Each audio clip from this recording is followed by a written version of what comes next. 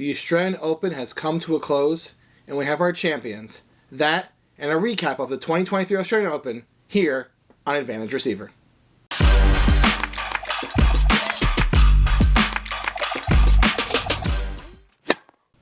Hello everyone and welcome back to Advantage Receiver.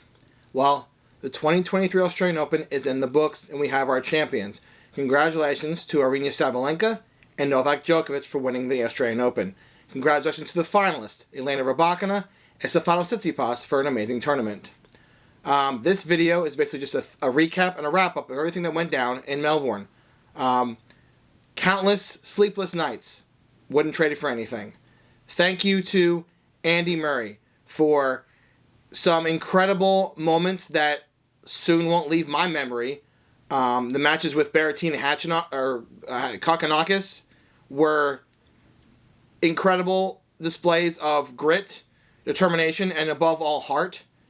Andy Murray continues to prove that he is a legend of this sport, and the fact that he's continued to play after the issues he had medically is something to admire and cherish while he still can. Praise and congratulations to Novak Djokovic, not just winning, but overcoming the issues he suffered last year of doing the deportation. He battled. He did what he always does, win despite of things in his way. Going forward, how many more majors can he win? The number, it could be, no one knows for sure. Depends on how he can play and when he can play or where he can play, right? Obviously, the tournament was a miss with a lot of players. Carlos Alcaraz for one because of the leg injury.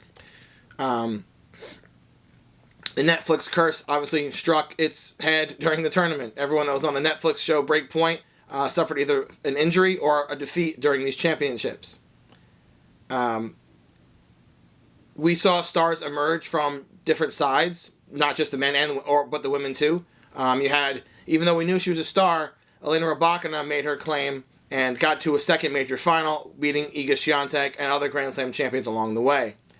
We saw Sebastian Korda and a lot of the American men make strides during this tournament. Sebastian Korda, Frances Tiafoe, Ben Shelton, Tommy Paul, all these players made strides in this tournament, and the future looks bright for American tennis. Also, the women's side, Jessica Pegula, Coco Gauff, I have no doubt that those two women will be winning Grand Slams sooner rather than later.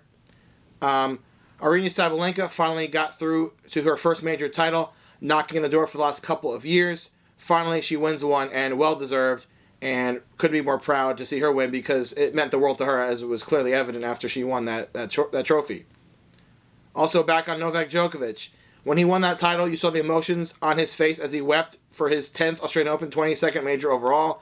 I think everything was coming into him emotionally after he won because of the issues of last year and the struggles to get back on the court and do what he loves to do, and that's become a champion and be a champion that he is.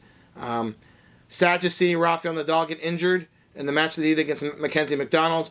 Hopefully Nadal can come back, a level that we're used to seeing from him, and entering Roland Garros. It looks very interesting with him having 22 majors as well as Novak Djokovic to see who can get to 23 first. Sad to see Roger Federer not here, but that's a sight we have to get used to at some point.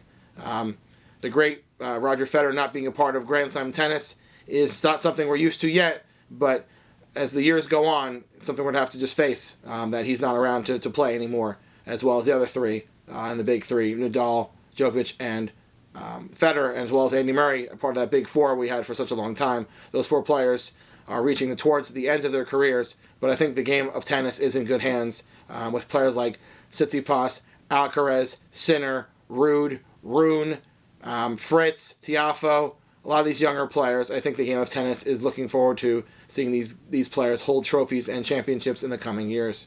The women's side, of course, players like Gauff, Pegula, Magda Linette had a fantastic tournament, making it to the semifinals and ultimately losing to Sabalenka. But it was great to see new faces emerge, and that's what makes these Grand Slams so great, is seeing these players you're not really expecting to do something, and they do something, and it leaves you with memories that you'll look back on and remember the times that you watched these matches.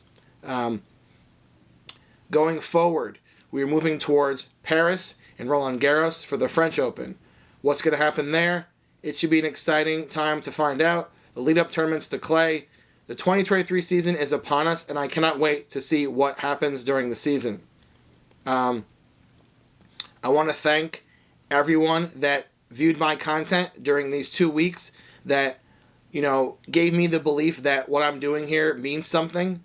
I love this sport so much. I probably should have went to bed earlier a lot of nights that I should have, but I have enjoyed covering this sport for everybody that views my content, whether it's one person or 200 people or whatever it is, responds to a tweet, favorites a tweet, likes a tweet, retweets me, whatever it is on my socials to make me feel that what I'm doing here when I'm covering the sport of tennis makes me feel that I believe that this is something that I know I can do in a setting where I feel like I can be professional at it. So I thank each and every one of you for viewing my content, sharing my content, interacting with my content. It means the world to me. So I want to thank everybody once again for that. I really, really appreciate it. Thank you to the Australian Open for giving me memories that I will remember for a lifetime. Djokovic, Sabalenka, Murray, and everyone in between. It was a fantastic 2 weeks. I look forward to more Grand Slams this year with the French Open, Wimbledon, and the U.S. Open, and every other tournament in between. And you could bet here on Advantage Receiver, we're going to cover it all. Thank you so much. Appreciate it.